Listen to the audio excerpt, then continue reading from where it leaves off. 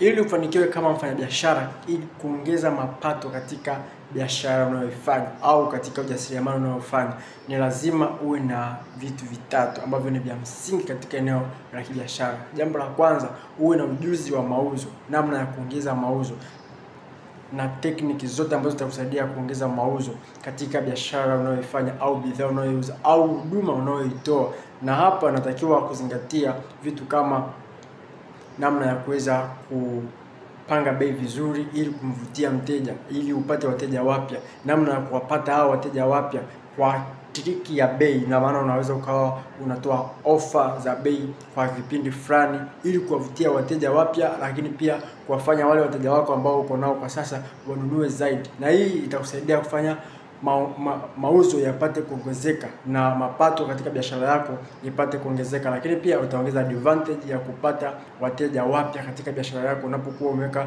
punguzo la bei. Lakini pia unaweza kuangalia na watu ambao umewachagua kwa wateja wako ni age ya miaka mingapi, au rika lipi, au ni watu wa kipato cha aina gani, cha juu, cha kati au cha chini, ili kusudi uweze kupanga bei vizuri na mauzo yako yapate kuongezeka. Lakini kitu cha msingi cha pili ambacho unatakiwa kuzingatia kama mfanyabiashara, lazima ujue kufanya marketing, yani ujue kutafuta masoko. Tafuta masoko kwa watu. Sasa namna gani? Sasa hivi kuna mitandao ya kijamii ipo mpaka sasa hivi.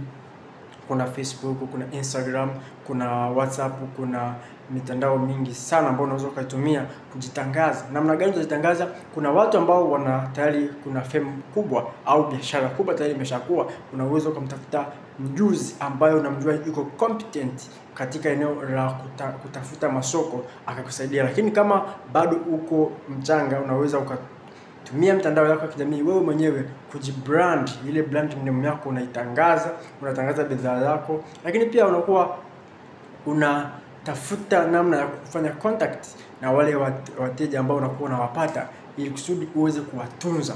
Masoko inabidi kujitangaza kila siku. Usitangaze siku moja ukaacha. Kwa sababu gani? Unapoona soda ya Coca-Cola inauzika, imekuwepo tangu miaka 1900 na point, lakini sasa hivi bado inauzika, lakini still bado inatangazwa.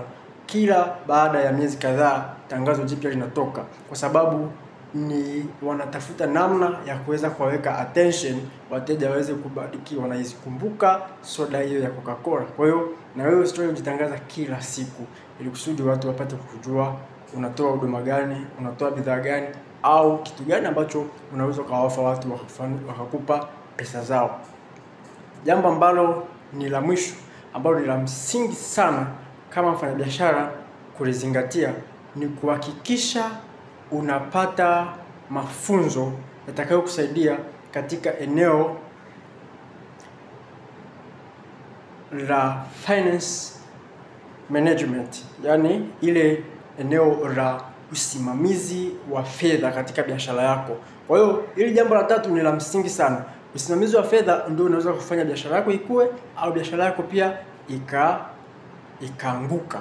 Kwa sababu usipokuwa na usimamizi mzuri wa fedha, unaweza ukawa unatumia fedha zako vibaya na mwisho wa siku zinaweza zikapotea kabisa. Kwa hiyo usifanikiwe kuzipata hizo fedha zako ambazo ulitaka kuzipata kwa kupanda, bali utakuwa ukishuka, na ukiwa unashuka tasaki unafilisi biashara. Kwa hiyo unatakiwa kuwa na elimu ya usimamizi wa fedha katika biashara yako ili kusudi iweze kukusaidia. Na hapa nakupa bonus katika eneo hili la finance management. Bonus nakupa budget ya faida ambayo unakuwa umeipata katika biashara. Unaweza ukaitenga katika namna hii. Unaweza ukatenga faida yako katika vipengele vitano, na kipengele cha kwanza ukaweka sadaka na zaka 20%. Alafu tukaja kipengele cha pili ambacho ni kipengele cha akiba, ukaweka 10%. Tukaja kipengele cha matumizi ya lazima, ukaweka 10%. Zimekuwa asilimia ngapi hapo? 40%. Tunakuja kwenye kipengele cha uwekezaji, unaweka 40%. Tunakuja kipengele cha matumizi yale ya lazima, unaweka 10%. 10. Tafsiri yake imekuja ngapi hapo? 100%. Sasa hapo unachotakiwa kufanya, ukizitenga namna hiyo, unakuwa umeweka tayari biashara yako ikizaa faida, tayari kuna ramani ambayo inaiongoza kwamba fedha ya faida itaenda namna hii. Kwa hiyo sasa ukishapata faida, unajua 40% ni ya uwekezaji. Tafsiri yake ni nini?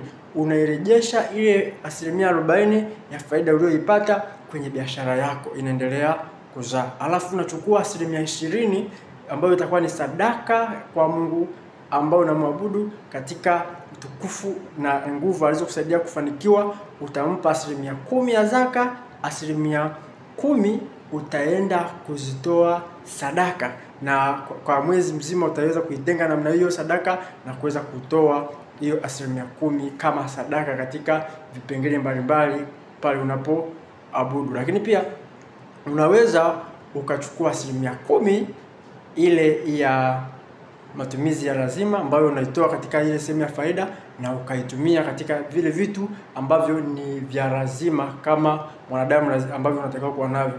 Lakini pia 10% ya akiba itunze katika sehemu ambapo pia utapewa riba. Kwa mfano, unaweza kuweka hiyo 10% ya fedha yako ambayo unaipata kwenye biashara ndani ya UTT, afu ikaendelea kuongezeka faida. Lakini kwenye 40% ile ambayo unaiweka kama uwekezaji, unaweza ukaamua kutafuta sehemu nyingine ya pili ambapo utakuwa unaiwekeza ili uweze kupata faida. Kwa mfano, unaweza kama biashara imekua, unaweza ukaitafutia sehemu kama hisa, ukawa unaweka kwenye hisa ile 40% ya faida yako ili uongeze sehemu ya pili ya mapato. Au kama unahitaji kuendelea kuongeza mtaji katika biashara yako au kuiongeza biashara yako izidi kuwa kubwa, unaweza ukawa unairudisha katika manunuzi ya vitu ili uweze kuongeza mtaji wako. Lakini kama bado biashara yako imeshakuwa strong tayari, unaweza ukayamisha ukaipeleka kwenye hisa, kwenye hati fungani, ukapeleka kwenye uwekezaji mwingine ambao tayari unafahamu nao vizuri, lakini pia una uwezo mzuri wa kuweza kufanya ule uwekezaji ili uweze kufanikiwa kufikia malengo yako. Naitwa Pamphilius Leonard Lushoke, ni mkufunzi wa masuala ya fedha na uwekezaji. Money make money. Start now to build your wealth. Thank you.